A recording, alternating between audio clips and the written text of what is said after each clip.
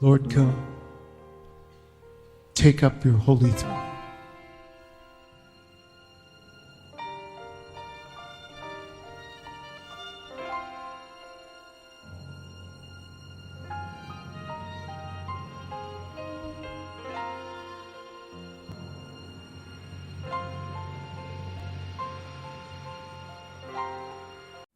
Olá, queridos, amados do Senhor Jesus Cristo, queridos e amados irmãos de Nova Aliança, do grupo Mensagem do Pastor, do Púlpito, queridos e amados irmãos do grupo do YouTube, muito bom dia, segunda-feira, começando a semana, muitas coisas para fazer. Eu quero te desejar as bênçãos de Deus sobre a tua vida, a direção do Espírito, e a tua casa, a tua família esteja desfrutando de paz e integridade. Amém, queridos? Olha, muitas coisas para serem resolvidas. A gente começa a semana sempre com muitas perspectivas, muitas pendências e entraves, muitos dilemas e dúvidas. Às vezes a gente pergunta, olha, o que é a vida, Nossa vida é difícil assim. Mas Jesus mesmo disse, que nesse mundo nós teríamos aflições, não é verdade? Bem, não poderia ser assim, Mas por que ela é assim? Por causa do pecado, a gente sabe disso, O pecado, ele arranhou a dimensão perfeita, as coisas que foram feitas em perfeição por Deus, Tudo se tornou ambíguo, Passou a existir bem ou mal, luz ou trevas, físico ou espiritual. E a pergunta que eu quero fazer é em que lado você está se posicionando nesta rápida passagem por esse mundo que nós estamos vivendo, Nós somos peregrinos aqui, a vida é efêmera, passa muito rápido. E por que eu estou perguntando isso?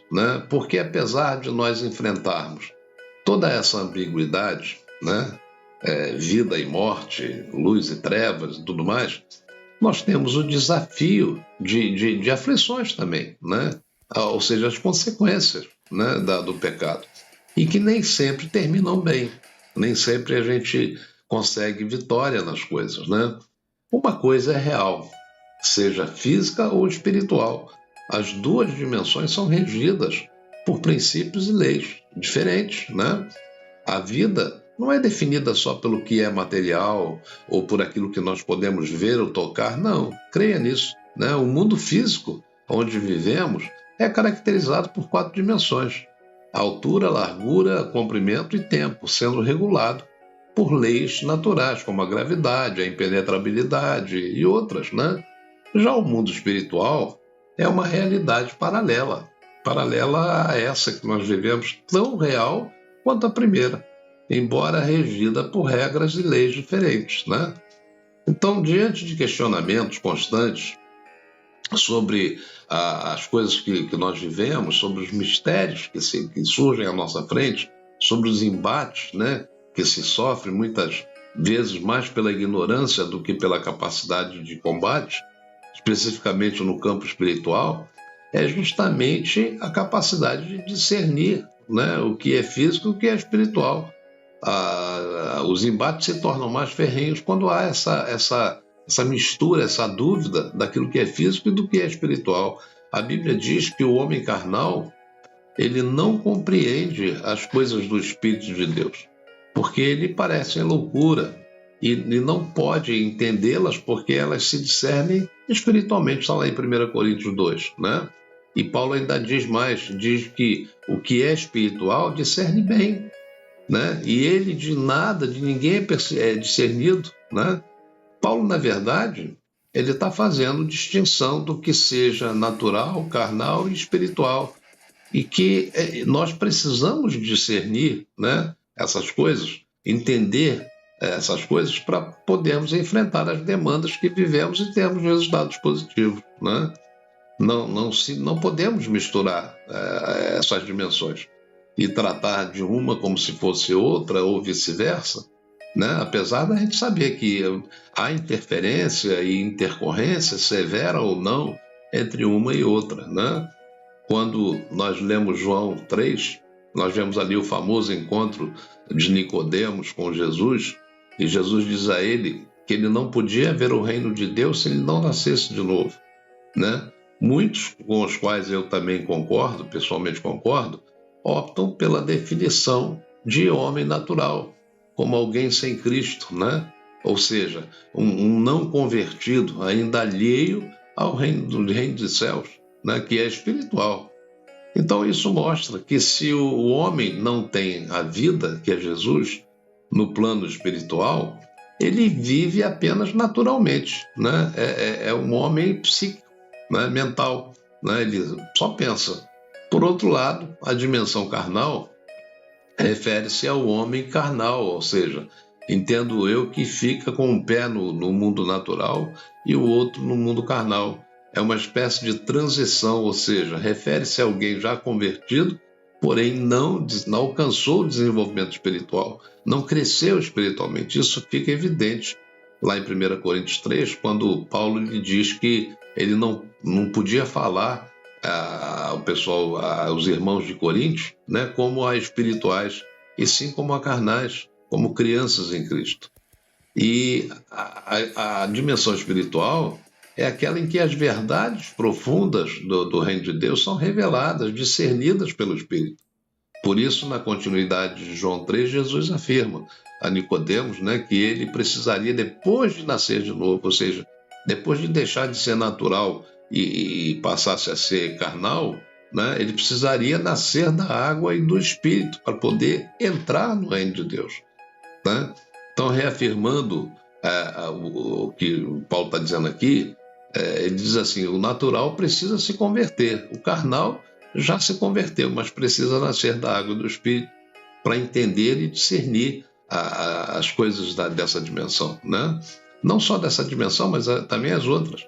Então, o espiritual, ele aprendeu, o homem espiritual, que nasceu do Espírito, ele aprendeu a não andar mais segundo a sua natureza arranhada, que se mistura à carnal, né? Mas agora, sob o domínio e liderança do seu espírito, cheios do Espírito Santo de Deus e da palavra de Deus, ele toma entendimento, ele tem domínio sobre esses entraves, essas lutas, essas aflições.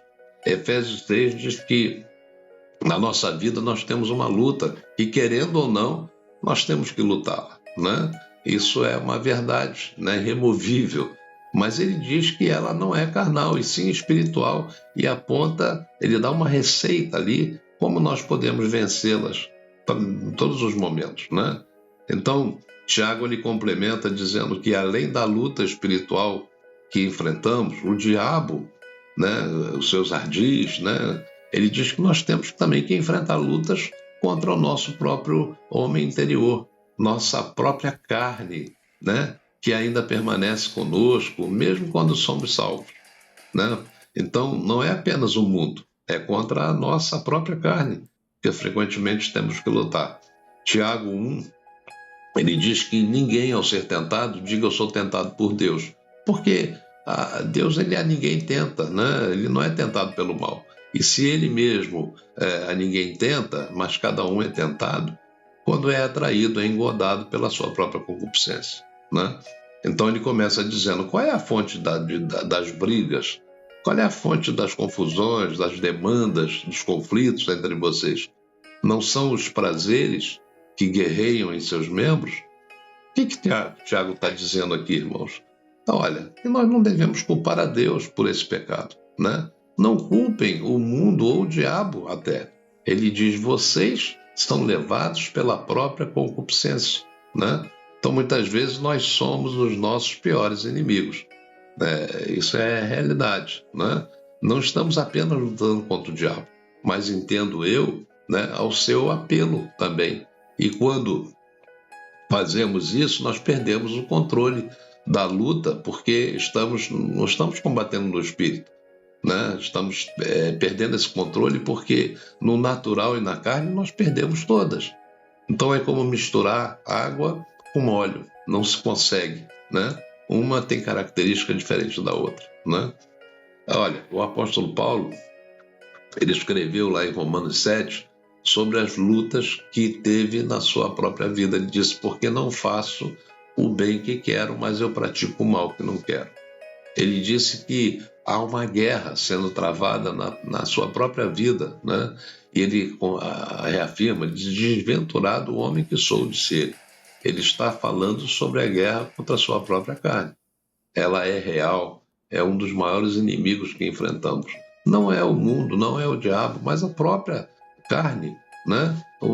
Nós precisamos entender isso. Então, quando nós entendemos, discernimos